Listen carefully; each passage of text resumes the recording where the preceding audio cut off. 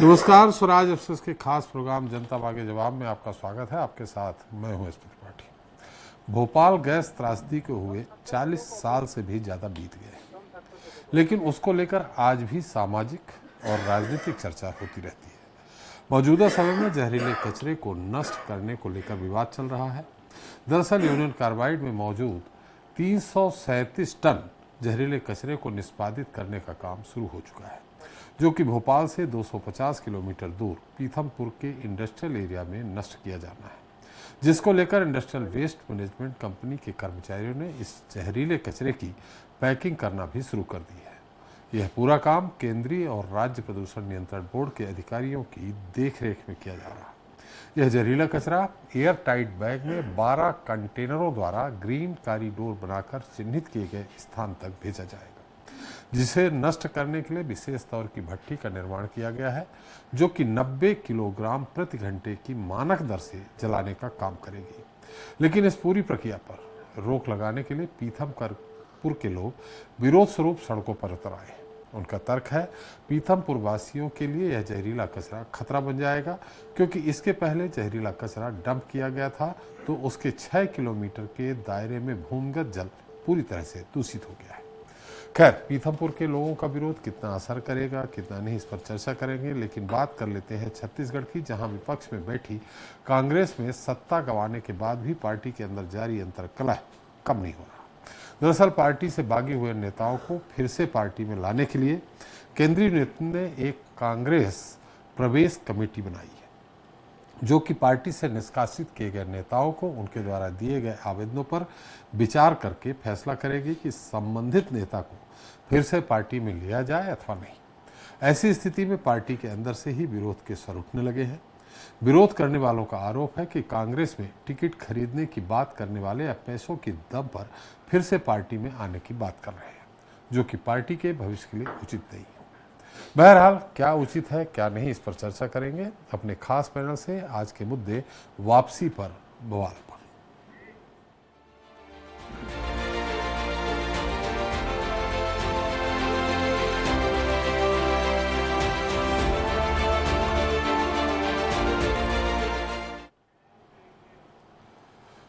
तो छत्तीसगढ़ में पहले विधानसभा चुनाव और फिर लोकसभा चुनाव में मिली करारी शिकस्त के बाद कांग्रेस अब निकाय चुनाव पर फोकस कर रही है।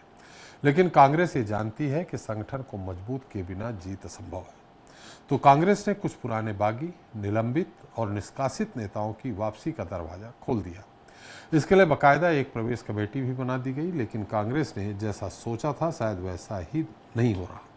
कांग्रेस में नेताओं की वापसी को लेकर भीतर खाने की विरोध शुरू हो गया है, और जब अपने ही अपनों पर आरोप लगाने लगे तो ये तय है कि कांग्रेस के लिए जीत का रास्ता इस बार भी आसान नहीं है। आज हम इसी पर चर्चा करेंगे, लेकिन देख लेते हैं हमारी खास रिपोर्ट। दरअसल कांग्रेस पार्टी से निष्कासित और बागी नेताओं की वापसी के लिए कमेटी बनाई गई है। 7 सदस्यीय इस कमेटी में नेता प्रतिपक्ष doctor Charandas Mahant, PCC chief Deepak Baij, पूर्व मंत्री मोहन मरकाम, धनेन्द्र साहू, जरिता जैतफलांग और विजय जांगड़ शामिल हैं। यह कमेटी उन सभी नेताओं के कांग्रेस में प्रवेश को लेकर आए आवेदनों पर विचार करेगी। गुण दोष को देखते हुए फैसला लेगी कि किसे पार्टी में लिया जाए और किसे नहीं। बता दें कि जनता कांग्रेस छत्तीसगढ़ जोगी पार्टी की सुप्रीमो रेणु जोगी ने पीसीसी चीफ दीपक बैज को पत्र लिखकर अमित जोगी समेत पार्टी में शामिल होने जेसीसी-जे के विलय की इच्छा जताई है। इसी तरह कांग्रेस से निष्कासित किए गए पूर्व एमएलए बृहस्पति सिंह ने पार्टी में वापसी के लिए माफीनामा भेजा है। इसके अलावा रायपुर में विधानसभा चुनाव के दौरान बागी होकर चुनाव लड़ने वाले अजीत कुकरेजा और आनंद कुकरेजा भी कांग्रेस में वापसी के लिए गुहार लगा रहे हैं। इसके विरोध में पूर्व विधायक कुलदीप जुनेजा ने कांग्रेस में टिकट बिकने का गंभीर आरोप लगाते हुए कहा कि अजीत और आनंद कुकरेजा हमेशा टिकट खरीदने की बात कहते हैं, पैसों के दम पर कांग्रेस में वापसी की बात कहते हैं। कोई है जो टिकट बेचता है, इसकी जांच होनी चाहिए। ये टिकट भी मांगते हैं और पूरे शहर में बोलते हैं कि हम टिकट खरीद लेंगे। हमेशा इनका एक ही रहता है कि हम टिकट को खरीद लेंगे, और टिकट खरीद तो नहीं पाए, लेकिन कहीं ना कहीं टिकट को फंस जाती है। उसको लेकर इस बार भी चुनाव जब मैं कांग्रेस पार्टी ने मुझे टिकट दिया तो पूरा हल्ला करते रहे, टिकट खरीद लेंगे। फिर निर्दलीय चुनाव लड़े, कांग्रेस ने इनको निष्कासित कर दिया।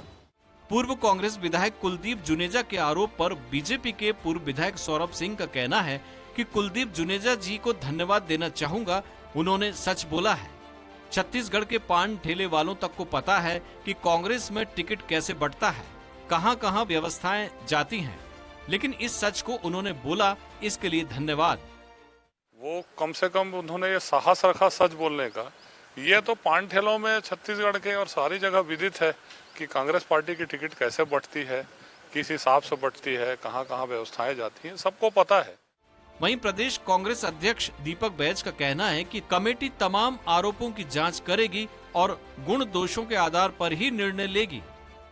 अगर कोई आना चाहता है या कोई है तो उसका अभी कमेटी बनी है, कमेटी विचार करेगी और अपनी काबिलियत के आधार पर क्या पार्टी में फायदा हो सकता है, किसके आने से फायदा हो सकता है और किसकी कितनी गुनाह है, वो सब तय करने के बाद हमारी कमेटी तय करेगी। बहरहाल विधानसभा चुनाव के बाद से बिखरे कांग्रेस नेताओं को प्रदेश कमेटी के माध्यम से संगठित करने का प्रयास किया जा रहा है।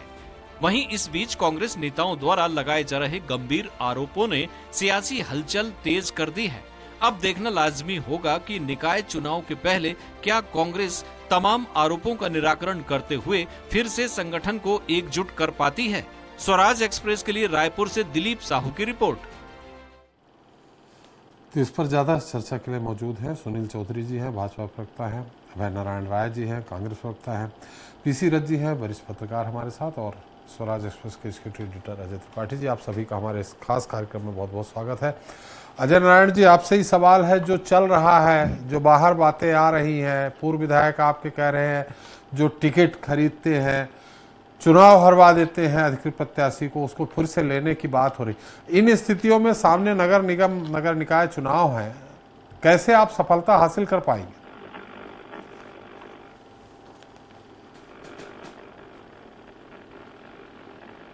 समय कुछ आक्रोश होना होता है और 2%, 3%, 4% लोग निर्दलीय होके, बागी होके चुनाव लड़ते हैं जी। तो ये सभी राजनीतिक दल में होता है, वो कांग्रेस में भी होता है, भारतीय जनता पार्टी में भी ऐसा बहुत हुआ। और भारतीय जनता पार्टी की स्थिति ये है कि कांग्रेस से गए हुए लोग ही सांसद और विधायक हैं। कांग्रेस से गए हुए लोग आजकल पार्टी को चला रहे हैं, मुख्यमंत्री भी बन रहे हैं। भारतीय जनता पार्टी जो स्थिति में है, कांग्रेस में वो स्थिति नहीं है। आज वर्तमान जो डिबेट का विषय है और वापसी पर बवाल, इस विषय पर जो आप डिबेट करा रहे हैं जी, वापसी को लेकर जब आवेदन आने प्रारंभ हुए प्रदेश कांग्रेस कमेटी में जी, तो सचिन पायलट जी से चर्चा के बाद, जो हमारे राष्ट्रीय महामंत्री और प्रदेश के प्रभारी हैं, चर्चा के पश्चात एक कमेटी बना दी गई जी, जिसमें 7 सदस्य शामिल किए गए हैं। नेता प्रतिपक्ष डॉक्टर चरणदास महंत जी, जी, प्रदेश अध्यक्ष दीपक बैज जी, हमारे तीनों राष्ट्रीय सचिव और 2 पूर्व अध्यक्ष धनेन्द्र साहू, मोहन मरकाम जी। ये कमेटी सातों पर पहले बात करेगी, गुण दोष के आधार पर, नफा नुकसान के आधार पर, और किसका उस समय भूमिका क्या थी, वो फिर रिपोर्ट प्रस्तुत करेगी। दीपक बैज जी उसको सचिन पायलट जी को देंगे, फिर हाईकमान निर्णय लेगा। तो बहुत नाप तोल के, बहुत सब कुछ सोच समझ के निर्णय लिया जाएगा कि किन परिस्थितियों में कौन बाहर गया था और वो क्यों आना चाहता है। जहां तक टिकट बिकने की बात जो कुलदीप जुनेजा ने, हमारे पूर्व विधायक ने कही, उन्होंने ये कहा कि जिनको आवेदन आया है कुकरेजा जी का, वो लोग ऐसा कहते हैं जी। कुलदीप जुनेजा ने अपनी बात नहीं कही, वो लोग ऐसा कहते हैं। तो जो टिकट नहीं पाता उस दिन वो कुछ भी गुस्से में बोलता है, वो गुस्से की बातें हैं।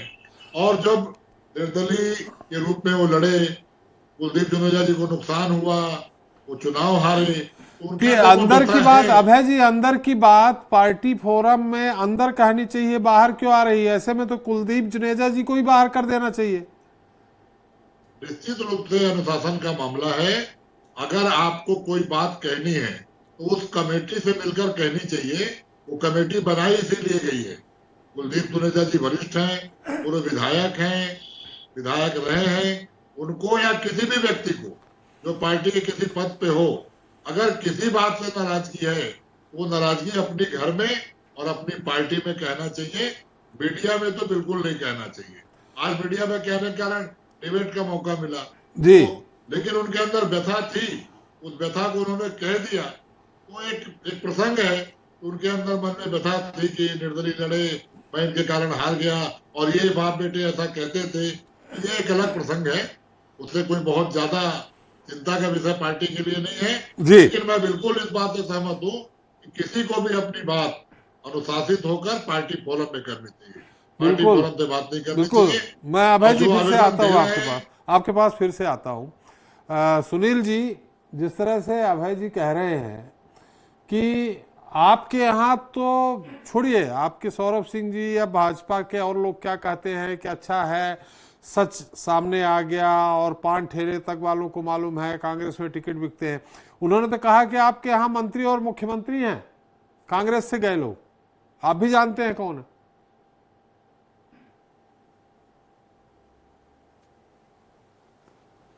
राम राम, जय जोहार, जय छत्तीसगढ़। जी। देखिए, आज जो महत्वपूर्ण विषय ये है कि कांग्रेस ने एक कमेटी बनाई है जो लोग कांग्रेस में वापसी करना चाहते हैं उस विषय पर, और उस विषय पर आज कुलदीप जुनेजा जी का ये पत्र ये जारी हुआ है। मेरे पास ये पत्र है। अभी कांग्रेस के प्रवक्ता अभय भैया बोल रहे थे, तो वो कह रहे थे कि कुलदीप जुनेजा जी जो है वो ऐसा बता रहे हैं, जबकि स्पष्ट रूप से उन्होंने लिखा है, तीसरी लाइन आप पढ़ेंगे, पैसे के दंभ पर पार्टी को खरीदने का काम करते हैं, ये उन्होंने लिखा है।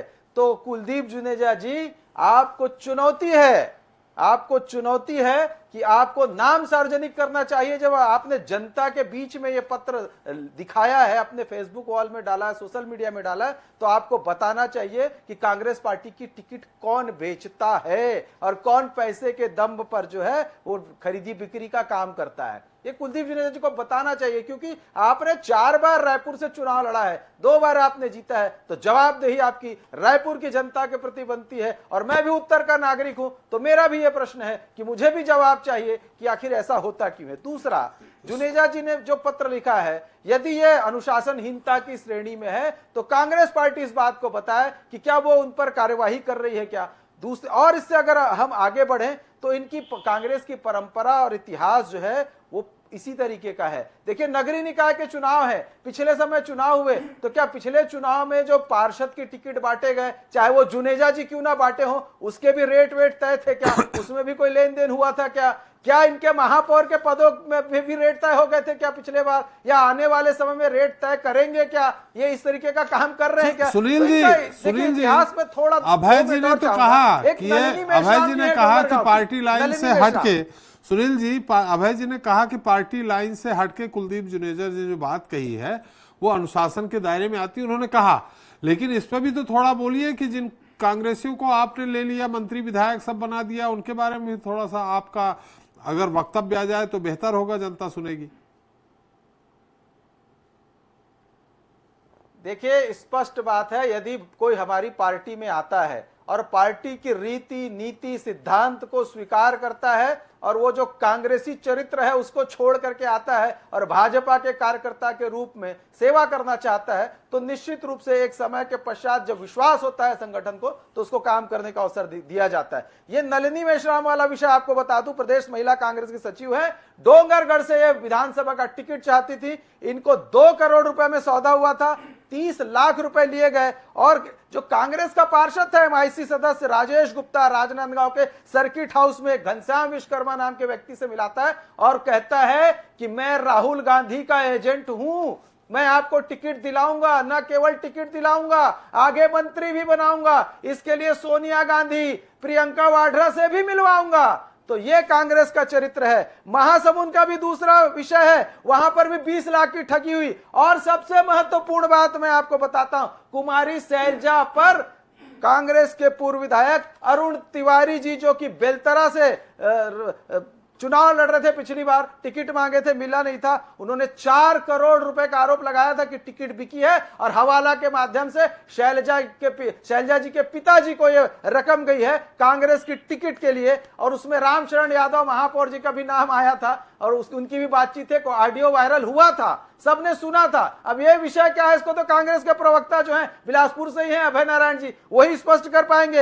एक और विषय आता है, इनके जो PL पुनिया जी पूर्व के प्रभारी रहे, बाराबंकी से कांग्रेस की नेत्री रानी कनौजिया ने आरोप लगाया कि PL पुनिया जी 20-20 लाख रुपए में टिकट बेचते हैं। तो ये कांग्रेस का वही इतिहास है जो छत्तीसगढ़ में आज कुलदीप जुनेजा जी ने हिम्मत तो किया, एक पत्र लिख करके जारी तो किया, लेकिन उनकी हिम्मत को और आगे हम लोग ये कहते हैं। लेकिन अंतर कला तो सुनील जी सारी पार्टियों में होता है, आपकी पार्टियों में भी 20-20 में अंतर कला है, आते रहे हैं, आवाज आती रही है। आपके 17 विधायक एक साथ चले जाते हैं, फिर उनमें से कई को वापस आप ले लेते हैं, तो आपने भी काम किया है। देखिए वो विषय अलग है कि कोई आया, यहां तो सीधा लिख रहे हैं कि बेचा गया, यहां तो सीधा लिख रहे हैं कि पैसे के दम पर पार्टी को खरीदने का काम करते हैं, ये लिखा है कुलदीप जुनेजा जी ने। ये महत्वपूर्ण विषय है।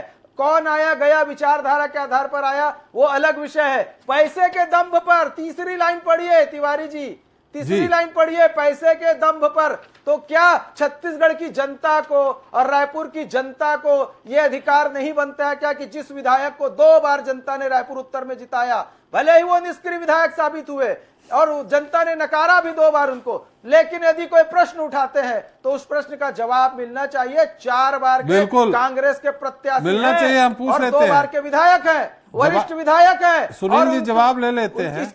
इसका जवाब कुलदीप जुनेजा जी से भी लेना चाहिए और कांग्रेसियों से भी लेना चाहिए। चलिए अभय जी से ले लेते हैं। रथ साहब, सवाल यहाँ यह है, ये तो बात होती रहती है, अभय जी ने भी शुरू में कहा, सुनील जी के पास काफी उदाहरण है ये बताने के लिए कि कांग्रेस में टिकट अंतर कला है। कांग्रेस में आप भी जानते हैं थोड़ा भारतीय जनता पार्टी कठोर अनुशासनबद्ध पार्टी है, कांग्रेस मॉब बेस्ड पार्टी है, तो वहां इस तरह के स्वर बाहर भी आ जाते हैं, अंदर तो पार्टी के अंदर भी आते।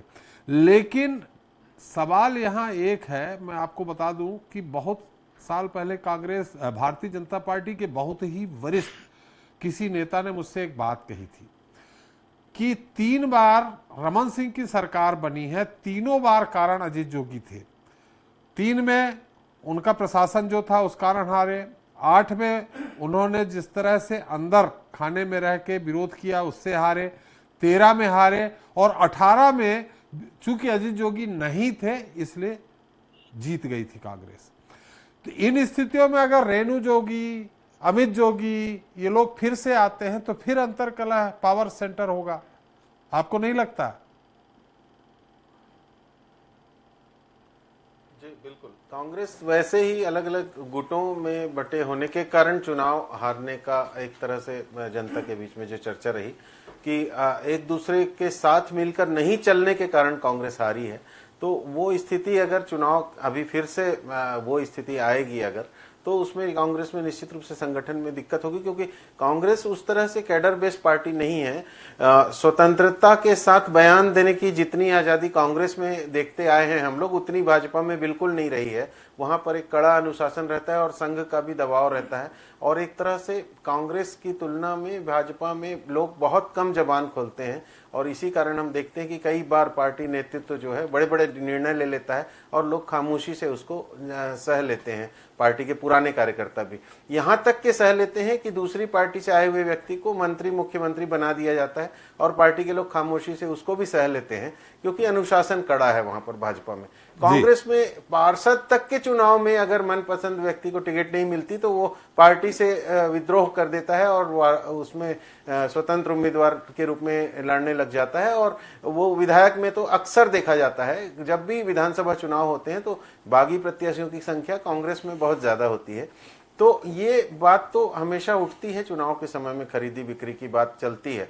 लेकिन कांग्रेस के साथ एक दिक्कत और है कि जीते हुए विधायक भी उनके दूसरी पार्टी में, मतलब भाजपा में खासतौर पे जाने के लिए अक्सर आतुर दिखाई देते हैं। रिसोर्ट का मैनेजमेंट, हॉर्स ट्रेडिंग, ये सारी चीजें होती है, और कभी भी चुनाव के बाद कांग्रेस के पास बहुमत होते हुए भी कांग्रेस की सरकार नहीं बन पाती है। गोवा का उदाहरण शायद आपको याद होगा, दिग्विजय सिंह जहां के प्रभारी थे और बाद में इसी कारण बड़ी कांग्रेस की मतलब एक तरह से फजीहत हुई थी कि उनके समर्थक विधायकों की संख्या ज्यादा होने के बाद भी वहां पर रातों रात भाजपा ने सरकार बना लिया था और कांग्रेस पीछे रह गई थी। तो ये जो कमिटमेंट का स्तर है वो कहीं ना कहीं कांग्रेस को देखना पड़ेगा, और अगर कमिटमेंट फेल करके लोग कांग्रेस से गए हैं तो उसके बाद कांग्रेस किस तरह से उनको लेगी, ये कांग्रेस के लिए बहुत कठिन प्रश्न है। और इसीलिए मुझे लगता है जो कमेटी बनाई गई है उसमें बहुत वरिष्ठ लोग भी हैं और प्रदेश अध्यक्ष रहे हुए लोग भी हैं, ताकि सही तरीके से एनालिसिस हो सके। लेकिन रथ साहब, अगर ये लोग फिर से वापस आते हैं तो पार्टी मजबूत होगी या अंतरकलह और बढ़ेगा? ये पार्टी का आंतरिक मामला है, सीधे सीधे हम बाहर के लोग उस तरह से कह तो नहीं सकते। और मुझे लगता है अभी के हालात में जो स्थितियां चल रही हैं उसमें मजबूती की संभावना कम ही लगेगी, क्योंकि एक जमाने में अजीत जोगी जी की जो पार्टी थी वो एक तीसरी ताकत के रूप में ध्रुवीकरण हो रहा था उसका। बीजेपी का सपोर्ट वाली बात जो आपने कही उससे भी बहुत लोग वो रखते हैं, इत्तेफाक रखते हैं, लेकिन उसके साथ साथ एक तीसरी ताकत के रूप में क्या जनता कांग्रेस उभर रही है ये भी कहा जाने लगा था। वो दुर्भाग्य की बात है कि जोगी जी नहीं रहे, लेकिन एक ध्रुवीकरण था, बीएसपी के साथ उनके संबंध अच्छे थे और निश्चित रूप से वो एक उम्मीद थी कि छत्तीसगढ़ में एक तीसरी ताकत का उदय होगा। लेकिन अफसोस की बात है कि पार्टी संगठन आगे उस तरह से नहीं कर पाया और लगातार कमजोर होते रहने के कारण अब उन्होंने, रेणु जी ने यह निर्णय लिया है कि कांग्रेस में उनको शामिल होना है, अमित जोगी जी के साथ शामिल होना है, पूरी पार्टी को अंदर कांग्रेस के लेना है, इस तरह से आवेदन दिया है उन्होंने। लेकिन कांग्रेस के लिए ये बहुत चुनौती का विषय होगा, क्योंकि अभी पिछले चुनाव में भी अमित जोगी जी ने जो है भूपेश बघेल के अगेंस्ट वो खड़े हुए थे चुनाव में। तो इतनी तीखी जब एक तरह से संबंध रहे हों तो उसमें मुझे तो मुश्किल लगता है कि इस तरह से शायद हो पाए इस तरह से आगे दोबारा कांग्रेस। अजय जी, बहुत संक्षिप्त कमेंट्स के आगे आने वाले नगरीय मैं शॉर्ट में बस इतना कहना चाहता हूं कि कांग्रेस में जो भी हो रहा है कोई नई परंपरा नहीं है।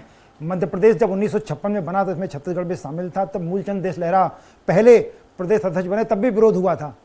कांग्रेस में संगठन के प्रति वफादारी नहीं होती, इसको मानना पड़ेगा। कांग्रेस में हमेशा छत्रपों के प्रति वफादारी होती है और छत्रपों की वजह से ही और तोड़ फोड़ उधम दंगे के बावजूद कांग्रेस मजबूत होती है। कांग्रेस जब भी टूटी है, जब भी कांग्रेस में अंतरकलह बढ़ी है, कांग्रेस मजबूत होती है। इतिहास गवाह है, जहां देवराज अरस अलग हुए हों, चाहे आपका एनसीपी अलग हुई हो, चाहे ममता बनर्जी अलग हुई हो, कांग्रेस मजबूत होकर उभरती है। कांग्रेस की परंपरा है। मुझे लग रहा है कि अगर कांग्रेस में गदर मच रहा है वहां पर, तो बहुत ज्यादा फर्क कांग्रेस की सेहत पर नहीं पड़ेगा। अभय जी, बहुत सारे सुनील जी ने सवाल खड़े किए हैं, उदाहरण भी दिए हैं कि कांग्रेस में बात आती रहती है, लेकिन जैसा कि कांग्रेस बताया ना कि एक कैडर बेस्ड पार्टी, एक मॉब बेस्ड पार्टी है। इन स्थितियों में अगर एक बार फिर अमित जोगी और रेणु जोगी जी अंदर आएंगे तो आपको खुद नहीं लगता है कि कांग्रेस में अंतरकलह है, घर का विभीषण लंका ढाबे वाली स्थिति होती है? त्रिपाठी जी, अभी तो आने का फैसला हुआ नहीं है जी, फैसला हो जाए जी। और जो आएगा वो सोच समझ के आएगा कांग्रेस के अनुशासन में, और जो अध्यक्ष और नेता प्रतिपक्ष होगा, जो प्रभारी महामंत्री होगा और हाईकमान के अंडर में रह के काम करेगा। और लोग आते जाते हैं पार्टी से कांग्रेस में, दरवाजे किसी के लिए कभी लोकतंत्र में बंद नहीं होते, और हमारे लोग हैं। मैंने तो एक उदाहरण दिया ना कि आज 240 में 118 लोग दूसरे दल के हैं, वो भाजपा के नीति के हो गए। अजीत पवार जिनका ईडी का छापा डलता है वो भाजपा के सहयोग से उप मुख्यमंत्री बनते हैं और वो भाजपा के नीति के हो गए। तो अगर भाजपा के नीति यहाँ तक आ गई है वो अच्छी बात है। और कांग्रेस में जितने लोग बाहर गए, दूसरी पार्टियों में गए, उन लोगों ने वहां जाकर नेतृत्व किया है, चाहे मोरारजी देसाई रहे हो, चाहे जो भी हमारे वीपी सिंह जी रहे हो, सब लोगों ने नेतृत्व किया है। भाजपा सेकेंड दर्जे की पार्टी नहीं है, कांग्रेस के नेताओं को ही फॉलो करती है। छत्तीसगढ़ की मैं बात करूंगा, आज जिस विषय पे हम डिबेट कर रहे हैं, कुलदीप चिनोजा जी के बयान पे, कुलदीप चिनोजा जी कांग्रेसी हैं, 4 बार चुनाव लड़े, 2 बार जीते। सुनील चौधरी जी कह रहे हैं, वो नाम पूछ रहे हैं। अभी आपने सौरभ सिंह जी का बयान दिखाया जी। सौरभ सिंह जी का इतिहास क्या है? उनके पिताजी कांग्रेस के विधायक रहे, उनके दादाजी कांग्रेस के विधायक रहे, उनके चचेरे भाई कांग्रेस के विधायक अकलतरा से हैं जिन्होंने सौरभ सिंह को हराया। और सौरभ सिंह बसपा से भी विधायक रहे, भाजपा से भी विधायक रहे और कांग्रेस से भी विधायक रहे। तो जो लोग केवल चुनाव लड़ने के लिए, विधायक बनने के लिए अपनी निष्ठा बदलते हैं, वो लोग भी कांग्रेस पर टिप्पणी करते हैं। ये बड़ा चिंता का विषय है। मैं तो निवेदन करूंगा कि टिप्पणी करने से पहले अपने परिवार का इतिहास और अपना इतिहास देख लें कि कांग्रेस के कारण आप हो, भाजपा में तो आप चले गए हो और भाजपा आपको केवल बयान देने के लिए उपयोग कर रही है और किसी काम में उपयोग नहीं करेगी। अरुण तिवारी जी का नाम लिया सुनील भैया ने। अरुण तिवारी जी आज कांग्रेस में नहीं है, वो भी भाजपा में रहे, कांग्रेस में आए, भाजपा में गए, उन्होंने एक बयान अरुण दिया। तिवारी जी तो अरुण 85 से तिवारी के 90 के बयान बीच को में कांग्रेस से ही विधायक थे। एक बार जी। विधायक थे, जी फिर भाजपा में गए, फिर भाजपा से वापस आए और अभी फिर कांग्रेस से बाहर है। और अरुण तिवारी के बयान को बिलासपुर कितनी गंभीरता से लेता है मेरे को नहीं मालूम, भाजपा गंभीरता से ले रही है। बिलासपुर के लोग उनको हंसी मजाक में लेते हैं। जी चुनाव लड़े और 100 सवा 100 वोट में ही चिमटे, 2 विधानसभा से चुनाव लड़े थे जब ये आरोप लगाए थे वो। जी। तो बिलासपुर से भी निर्दलीय लड़े और बेलतरा से भी निर्दलीय लड़े और 100-200 वोटों में ही चिमटे। लेकिन भाजपा के लिए लोग काम के लोग हैं, भाजपा के टूल्स हैं ये, कि चुनाव के समय भाजपा के कहने पर ऐसे बयान जारी करते हैं। और ये सिद्ध हो गया सुनील भैया के बयान से कि उनको सब कुछ याद है, क्योंकि इनके लोग हैं। अब आपने भी जोगी जी का उदाहरण दिया, हमारे नेता थे, वरिष्ठ नेता थे, मुख्यमंत्री थे, कांग्रेस में रहे, फिर कांग्रेस से बाहर गए, अपनी पार्टी बनाई, आज नहीं है। हम सब उनको श्रद्धा सुमन भी अपनी अर्पित करते हैं, उनकी इज्जत करते हैं। लेकिन अजीत जोगी जी का किस रूप में आपने उदाहरण दिया, जी ये तो चिंता का विषय है ना भाई, कि आज एक बड़े नेता का उदाहरण आज डिबेट के अंदर त्रिपाठी जी के द्वारा किस रूप में दिया गया, रमन सिंह को जितवाने के रूप में दिया गया। और जो सुनील चौधरी जी कर रहे हैं वो पूरे उनके टूल्स है, वो सब काम करते रहते हैं भाजपा के लिए। कांग्रेस अपना काम कर रही है, कांग्रेस मजबूत संगठन है और कोई फर्क नहीं पड़ता, ऐसे आरोप प्रत्यारोप करते रहे। ये टूल सुनील जी टूल बना लेते हैं, आप लोग क्यों टूल नहीं बनाते भाजपा में? हम लोग नीति पे काम करते हैं। जिसको कांग्रेस में आना है कांग्रेस की नीति को मान के आएगा, परधर्म को मानेगा, लोकतंत्र को मानेगा, संविधान को मानेगा, वो कांग्रेस में आएगा। भारतीय जनता पार्टी को सत्ता के लिए लेना है। चलिए, महाराष्ट्र में सत्ता परिवर्तन, मध्य प्रदेश में सत्ता परिवर्तन, गोवा में सत्ता परिवर्तन, इनको सत्ता बनना चाहिए। चाहे मनोज तिवारी किसी पार्टी से आए, चाहे अजीत पवार किसी पार्टी से आए, ज्योतिराज सिंधिया किसी पार्टी से आए, सत्ता होना चाहिए। डबल इंजन की सरकार का नारा लगना चाहिए। चलिए, कोई किसी party Sunil ji double engine हमारे यहाँ की व्यवस्था नहीं है। अभय जी ने बहुत सारी बातें कही, आप टूल बनाते हो, मतलब आपने अपने जैसे पहले होता था राजा रजवाड़ों के अपना खबरी अंदर फिट कर रखता था, पुलिस वाले भी खबरी फिट कर रखते हैं, आपने भी इस तरह के लोग फिट कर रखे हैं कि समय आने पे उनसे बयान दिलवा देते हैं। कितनी शर्मनाक बात है कि सबसे पुराना दल कहने वाले कांग्रेस पार्टी के प्रवक्ता महोदय कह रहे हैं कि कांग्रेस के कार्यकर्ता टूल हैं, खबरी हैं। खुद अपने ही कार्यकर्ताओं पर कांग्रेसियों को भरोसा नहीं, शर्मनाक बात है भाई। ये तो अजीब ही विषय हो गया। मैं तो अभय भैया को मतलब बहुत समझदार व्यक्ति समझता हूं, लेकिन वो समझदारी से बता भी रहे हैं कि हाँ हमारे यहाँ पर लोग आते जाते रहते हैं, हमारे लोग टूल बन जाते हैं। तो भैया देखिए, बन जाते हैं तो फिर बना लिए जाते हैं, वो तो अलग विषय हो गया। लेकिन हम आए, जो महत्वपूर्ण विषय ये है कि अभी नगर निगम के चुनाव आने वाले हैं जी, अभी नगर निगम के चुनाव आएंगे, नगर पंचायत के चुनाव आएंगे। कहीं ऐसा तो नहीं है कि टिकट कौन देगा, कौन टिकट लेगा, किसका मोटा लिफाफा आएगा, किसका थोड़ा सा कमजोर हो जाएगा, इसको लेकर के कहीं ये पत्रबाजी तो नहीं हो रही है, इसको लेकर के कहीं रोकने का खेल तो नहीं हो रहा है। क्योंकि पिछली बार सब जानते हैं नगर निगम के 2019 के चुनाव में जब रिजल्ट आया तो क्या स्थिति थी, खरीद फरोख्त कैसे कांग्रेस पार्टी के द्वारा की गई, ये सब जानते हैं। और मुझे तो ऐसा लगता है कि कांग्रेस पार्टी में ये जो लड़ाई शुरू हुई है, ये आने वाले समय में कौन किसको टिकट कितने मोटे लिफाफे में देगा, ये महत्वपूर्ण विषय हो जाएगा। सुनील जी, तो आपके लिए अच्छा है ना, उनके यहाँ इस तरह का द्वंद्व चल रहा है, आपके लिए तो अच्छा है, रास्ता खुल रहा है आपके लिए जीत का। देखिए, हम किसी के कमजोरी पर राजनीति नहीं करते हैं, हम अपने संगठन के दम पर करते हैं। ये कितने मजबूती से लड़े, चाहे आपस में लड़ करके लड़े, भाजपा अपने सिस्टम से लड़ेगी और भारतीय जनता पार्टी का विजयश्री मिलना तय है। ये 90 नंबर पर पढ़िएगा, ये 90 नंबर की लाइन है, उसमें लिखते हैं कुलदीप जुनेजा जी, मैं अधिग्रहित प्रत्याशी होने के बावजूद, अधिग्रहित प्रत्याशी, ये कौन अधिग्रहित कर लिया था, इनको कौन अधिग्रहित कर लिया था ये बताएं। और पैसे के बल पर पार्टी प्रवेश, हेतु प्रयासरत हैं? कौन कौन लोग हैं पैसे के बल पर पार्टी प्रवेश हेतु प्रयासरत? चलिए ये तो सुनील जी, स्पष्ट समय करना कम चाहिए है, ना। समय छत्तीसगढ़ कम की है, जनता इसलिए का मैं अपमान डिबेट भी यहीं तो हो रहा समाप्त है, करता हूं। छत्तीसगढ़ियों का अपमान तो हो लेकिन रहा है। सुनील जी, इस पर्चे को जो आप 1, 2, 3 नंबर, 9 नंबर ये सब बोल रहे हैं, इसको थोड़ा सा फ्रेम करवा के कांग्रेस कार्यालय भिजवा दीजिए और अपने यहाँ भी लगवा लीजिए, और नगर निगम, नगर पालिका के चुनाव के दौरान बिल्कुल, इसको बिल्कुल, ये आप जरूर वितरित भिजवाऊंगा करवाइएगा। गीता का क्या जरूर भेजवाएंगे, पोस्टर लगाएंगे इसका, तो जी जी जी, इसका पोस्टर लगाएंगे रायपुर में, पोस्टर। चलिए समय हमारा समाप्त हो क्योंकि गया। 1 साल का काम तो है नहीं, काम बताने को तो कुछ है नहीं। चलिए, बहुत बहुत चुनाव लड़ लीजिए। बहुत बहुत धन्यवाद सुनील जी आपका, अभय जी आपका, और साहब आपका हमारे साथ चर्चा में शरीक होने के लिए और अपना समय देने के लिए। तो चलिए, समय की एक पाबंदी है तो यही रुकेंगे। बहरहाल ये देखना दिलचस्प होगा कि अपनों की नाराजगी और आने वाले निकाय चुनाव पर कांग्रेस क्या और कैसे फैसले लेती है। लेकिन एक बात तय है कि अगर कांग्रेस को आने वाले विधानसभा चुनाव के लिए संजीवनी चाहिए तो वो इस निकाय चुनाव में जीत से ही मिल सकती है।